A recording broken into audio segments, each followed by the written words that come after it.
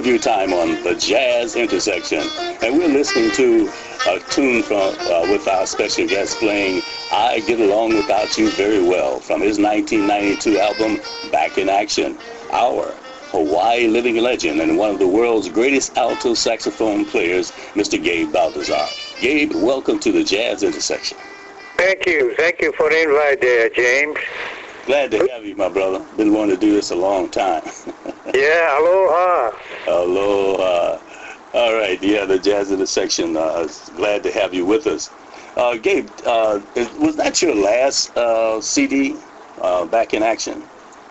I have one that came out a few years later. It was a local production, but it's the company is no more, you know. Oh, okay. Yeah. If you ever find a copy, let me know. I'd like to play it.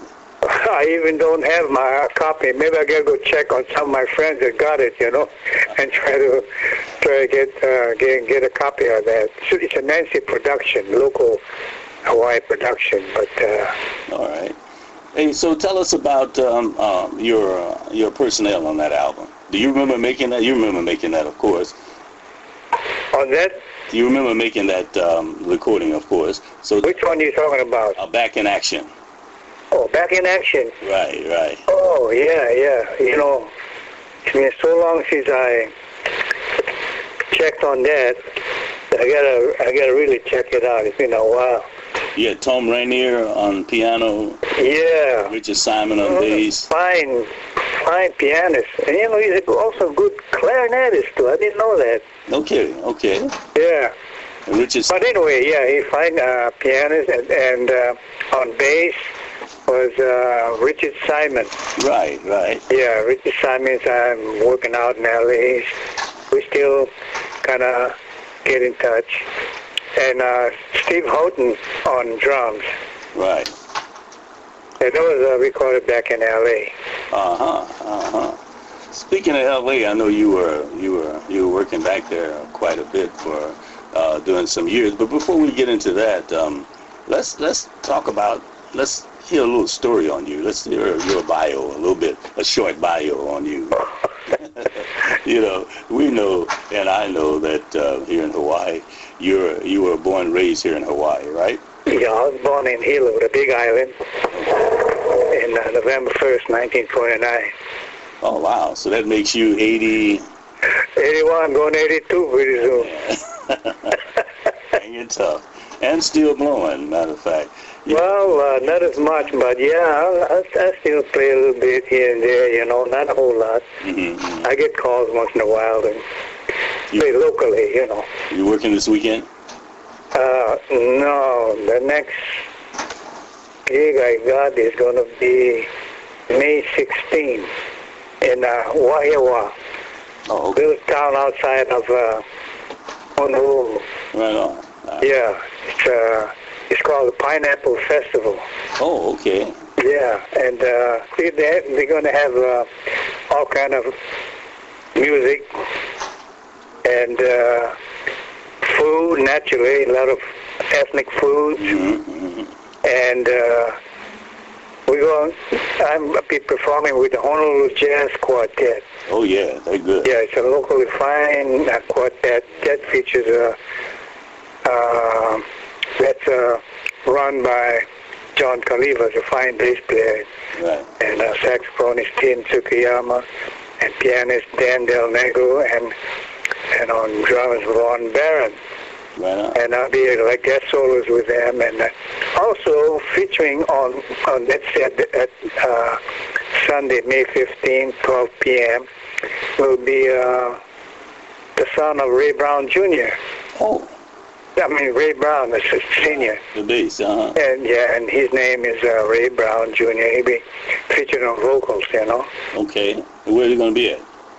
This is at the Wahiawa little town and it's called the Pineapple Festival. Oh, you're going to be at the Pineapple Festival also? Yeah. Okay, all right. Yeah, we'll be playing together with the Honolulu Jazz Quartet.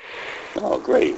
Like Ray Brown Jr. and I will be the guest soloist. Oh, that sounds great. I will be there. All right. You'll definitely be there. Yeah, make it down, you know. Right, yeah. It's nice to get out in the country. Yes. All country folks out here. Beautiful out there, too. Yeah. Yeah. Well, you're of Japanese and Filipino ancestry, right? Yeah, it's my background, yeah. Uh-huh. Are you from a musical family? Yeah, my dad was a saxophone player, and he was retired from the Royal Hawaiian Band. Mm-hmm. And played in a lot of tours. I used to hear him play, you know, and go down to dance hall at night. He would play in the dance halls, and I would go down there and try to give him a break and maybe sit in for him, you know, so he go out and get his coffee. So you started, But it was an experience, because this is back in the 40s and 50s. Gotcha. Uh-huh. You know. Did you, so you started playing in school then? Yes, I got started in a school band at Washington Intermediate School in Honolulu, and then finally to McKinley High School, where I graduated, and in Honolulu. And, you know, I won a couple of scholarships, and I was playing clarinet there, and played some classical music, and I entered a contest sponsored by the Hawaiian Electric Company, and also the music stores, you know, Mm-hmm. and Lions Club, and then went during my junior year in high school.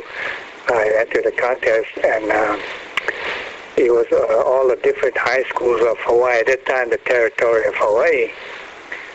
And then I played a little solo, and it was the winner had a summer scholarship to go to Interlochen, Michigan. And I never expected to win, you know, because they called me up and said, Gabe, you won that? I said, wow. And it was a big start for me to make up my mind as being a musician, because when I went to Interlochen, that's all it was. It was a music camp, summer camp, and had all these kids my age, you know, playing music. And naturally, being that I was also a jazz player, interested in jazz, you'll always find a jazz player around in the groups, you know, classical group. And then they said, yeah, we'd go and jam, you know, back in the forest, you know, because he was camping in the forest there. Beautiful place with 2 lakes.